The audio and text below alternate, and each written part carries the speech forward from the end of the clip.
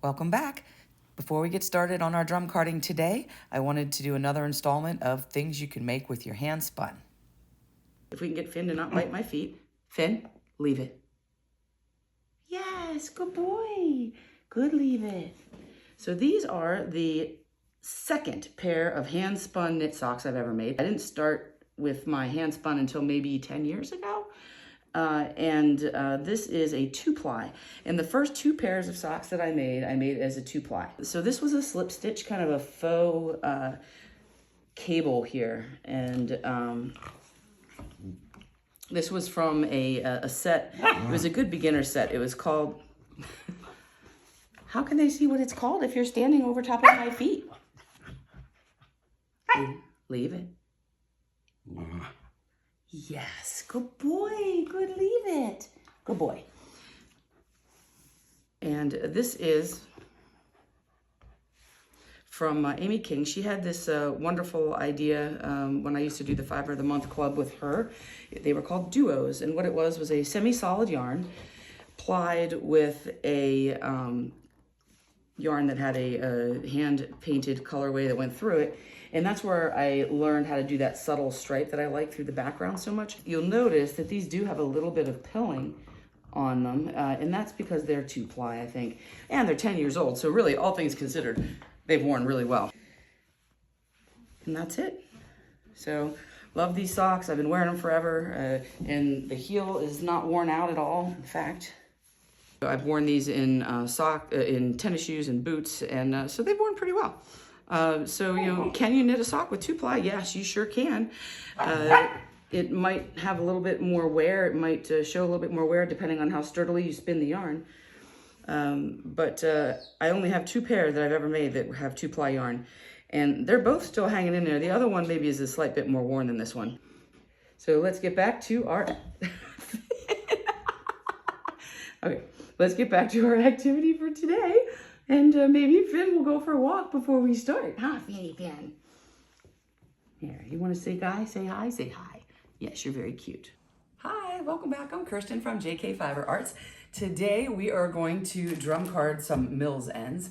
I did not video my experiment, which was I just took a random bunch of fiber out of this bag. I weighed out 2 ounces and I spun it. Just grabbed a piece and spun it, and this has locks in it. These are Teeswater and Wensleydale locks, and there's also silk in here, and there's recycled silk sari, and you can see some of that on here with the texture.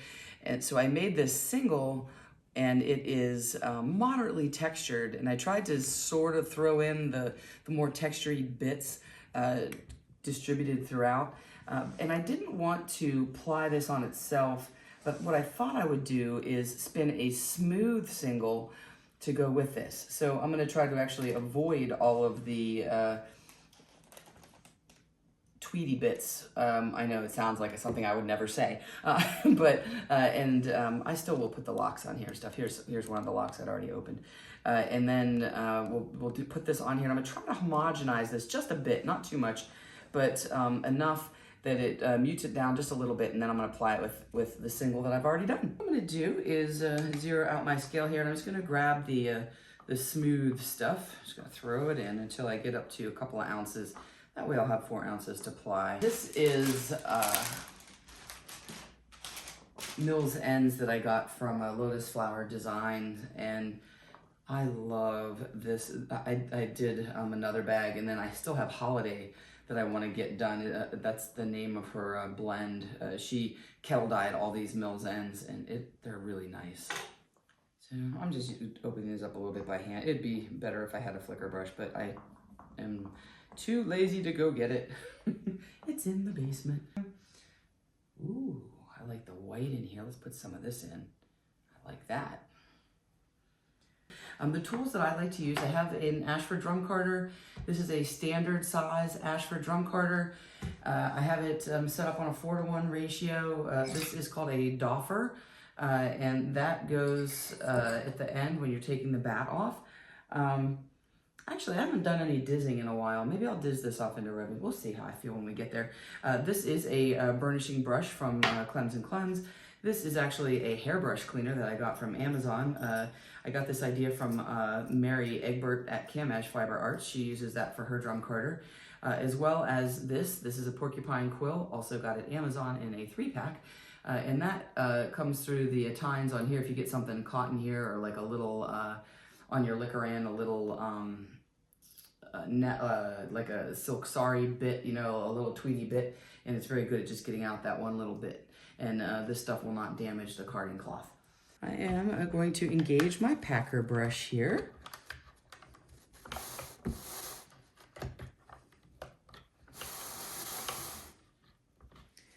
And I'm just going to start loading that fiber on. And the key to having that nice smooth bat is to add this on in nice thin strips here. Some of this is more like pencil roving. So I'm just going to put a nice layer here of fiber to get started. And I think what I'm going to end up doing is I'll probably take the first blend off, just regular, and I'll run it through maybe one more time. I'm just going to see how this blends. If it blends really smoothly, then I'll just keep it the way it is. And what I'm doing here is I'm not letting it get too long here. I don't want it to hang too far off the back of the tray.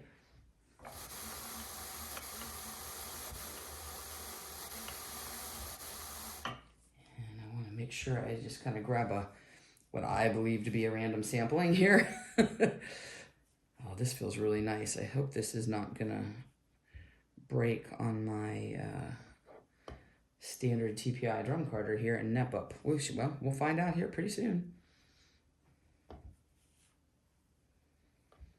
I'll add some of this blue-green in. This stuff here is really soft. I have no idea what it is, but it's super, super lofty and soft. And all of this was top, except for obviously the locks, which haven't been processed yet. All right, let's see how this does for us. I'm trying to lay down enough of a base layer too that we'll get, be able to burnish this down.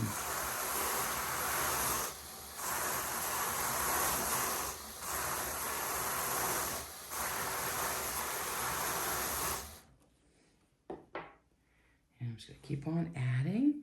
I think it's gonna be pretty. Let's see what we get here. And when you're drum carding, you don't want to put your hand on the back of it and hold it for this drum carder because it will make it stick to your liquor end.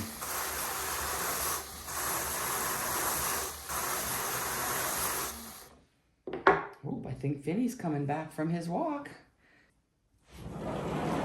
There he is. Hi, Fin Fin. He's stuck. Hi, Finny. You want to say hi? How are you? Hi, baby. Yeah, I'm just going to keep on adding in here. Actually, I'm going to use my little porcupine thing. I see one little fuzz on here that I just don't want. There we go. That's what that's for, and it works great.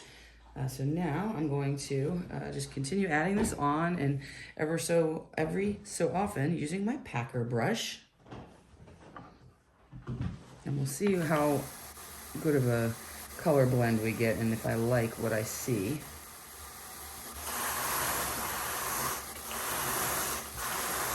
Oh, I forgot to tell you guys, I have a new drum carder, which I think I mentioned at the end of my last video. And it is coming January 4th, and I'm very excited about it. It's the Cleanse & Cleanse crankless double wide, so it'll be nice for a multitude of reasons. One, it's double wide and can hold 7 ounces. Two, it has a handle, but you take it off. It's just in case the power goes out or you're doing it manually. So the handle doesn't get in your way when you're trying to diz off the roving, which is one of the things that I don't like on this. It's manageable. It just always seems to get in my way a little bit when you're pulling and then the handle ends up in this position and you're having a hard time because it's hitting your body. So there's that. And then, of course, the cranking. So My plan is to open a store at some point and have these bats. And I will be able to produce them, reproduce them, and produce them on larger quantities and mass with this better, bigger electric drum carder. So I'm really looking forward to it. I ordered it 8 months ago. I put down a deposit on it, and it's taken them that long to get to me. And I was fourth in line for like the last 2 months. And I kept thinking, it's gonna get here, it's gonna get here. I thought it was gonna be here in time for me to enjoy it over the Christmas holiday, but nope, not quite. It's gonna get here right after I'm back at work, but we'll find time to make it work. Oh good, that lock went right on. Did you see that? That was good. So I'm looking forward to my new drum carder. It'll be interesting. I'm sure there's going to be a learning curve switching from one where I have a lot of control over the hand stuff and being able to paint onto the drum. I'm pretty sure I don't want to paint onto that drum because it has, the tines are sharpened on it, on the clems and clems. So I can have, whoop, let's not do that. I can have a 72 TPI cloth, but I can card fine fibers because all of their tines on theirs are sharpened, like will cut you sharp. But what that does is it prevents the nets from the finer fibers, so it allows you to comb the fine fibers as well as the medium grade fibers. So I'm really excited. I was sold. I saw it at Sheep and Wool. Well, I think I've looked at it the last 3 years in a row saying maybe someday, maybe someday. Well, it turns out this time was the time. So I've watched the demos and I've done the stuff and I've done the research and I really wanted this one. So we'll see. Hopefully I'm making a good choice. Okay, I am almost there. And then my decision is whether or not I want to run this through one more time. And I might. Let's see what this looks like here. I might, just so I can diz it off too and show you guys both ways. We'll do the bat and then we'll diz it. All right, so let's put our doffer strip at the top right there. And my packer brush is off. And I always struggle to find a camera angle that you can see and I can actually do what I want to do comfortably. Let's try that. What I really need is a cameraman. So this is looking actually fairly homogenized. I might run it through one more time here. I think that's what we'll do. So I'm going to take this off like a bat because I do see that there's some stuff in here that can be blended just a touch better. I think one more time through will be the magic. Well, this is pretty good. I don't know. I don't know. Kind of like this blend. I also kind of wanted to show you how to do the dizzing because I haven't done it in a while.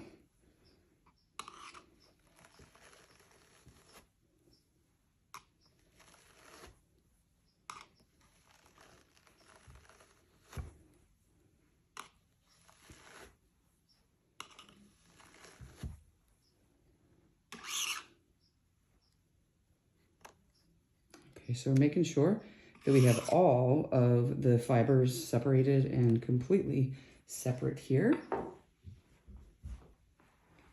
So I'm going to just put my hand here on the base, and then my other hand on this side is on the pins. So I feel like it's a little bit like trying to pull a ponytail. My hands aren't quite wide enough to go the width of this, so it makes it sometimes a little bit hard, and I do want to try to get all this up, so I'm just gonna take that with me when we go here. All right. So pulling up, it's kind of like drafting. Oh wow, this looks really pretty. Do I want to blend it some more? I guess I'll do it one more pass. One more pass, we'll call it good. But this is looking really marvelous. Look at that. Woo. Okay. And there we have it. So I'm gonna run this through one more time. So I have re-engaged my packer brush and we are ready. I'm just gonna start tearing off some chunks here. I'm just running it through, and you can do this any way you want. And as I'm doing it, if I see anything that looks like it's gonna be a nep or anything like that, like there's a little one right there, something to know. Neps are never going to go away by carding it more. They only get worse. So if there's something that looks a little neppy, I'm going to pull it out. There's really not much here that's neps. This all looks pretty good. And I'm going to pass this. I might actually do this in 2 pieces. Let's see. Let's spread it out a little bit thinner. There we go. Let's try that.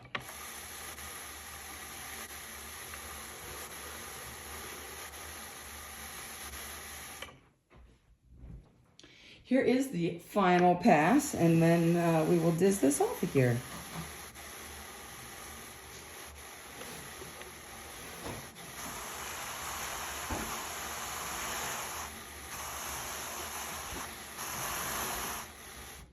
Look at how pretty that looks. I think it does look more homogenized than it did after the first pass.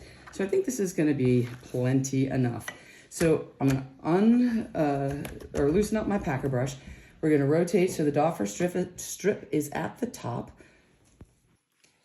This is the Diz that I got from Shepherd's Woodworking. And the way I'm going to use it is actually this way with the concave side, and that'll protect my hands from the pins a little bit when I diz this off of here. So we have the doffer strip at the top, and the key to this is not taking a big chunk. Here's my doffer strip at the top, and then all I'm gonna do is take like, maybe slightly more than this little 1/4 of an inch here, and that is all. Just this little bit to start. And then I'm going to select a diz hole.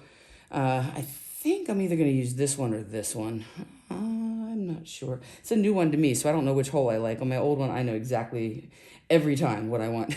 Let's go through this one and see how that goes. So I have, this is just a threader. Any threader will do. This is just the my loom tool. And I'm just twisting this up just to get it through the threader just a little here. All right, and then I'm gonna pull it through here like this. And with my convex side facing the pins, I'm gonna hold this down with my left hand, and I'm holding this on the pins. And then my other hand is gonna pull up. And as I'm pulling this way a little bit, I'm going to be sliding the diz down. So the wheel, the drum is gonna actually go forward a little bit when I do this, and then this is gonna stay close to those pins like this, and there should be an empty clean trail behind me here that you can see, and I'm going to just keep pulling through and keep this close to those pins. So I'm pulling up like this, kind of towards you a little bit, towards the camera, this way a little bit. And now I'm coming up to the doffer strip, and this is where things can get a little tricky. So what I'm gonna do is I'm just a tiny bit, I'm gonna roll this forward so you can see it without me messing anything up, I hope. So right here, I'm just gonna very gentle pressure that way just to pick up that next row of fibers so you don't just go completely around in a circle and everything breaks off and then it's broken. And we're gonna keep on going. So I am just slowly directing it over just a touch here.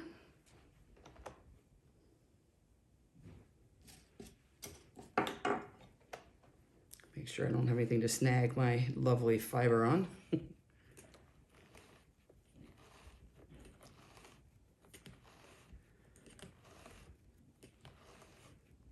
And I'm showing you all of this in real time. And this is the part where I'm excited about my new carder, because you see the handle right here. I don't know if it's on frame or if I zoomed in too close so you guys could see this, but there's a handle right here. So now as I'm doing it, it's in my way and it's hitting my hand. So I have to work around that, which is, I gotta figure out which is the best way to hold it here for just a minute while it goes around.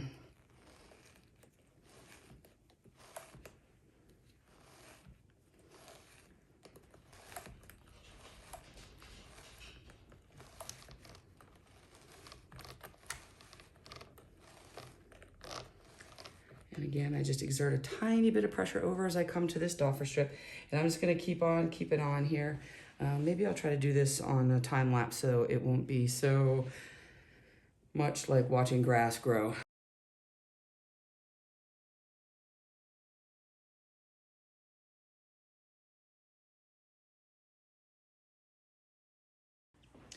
Here we have our final roving. I love it, and it looks nice and smooth, and it's fluffy, and I think it's going to be a wonderful contrast to the 2 ounces. And this is 2 ounces. Can you believe it? Look at how floofanootery that is.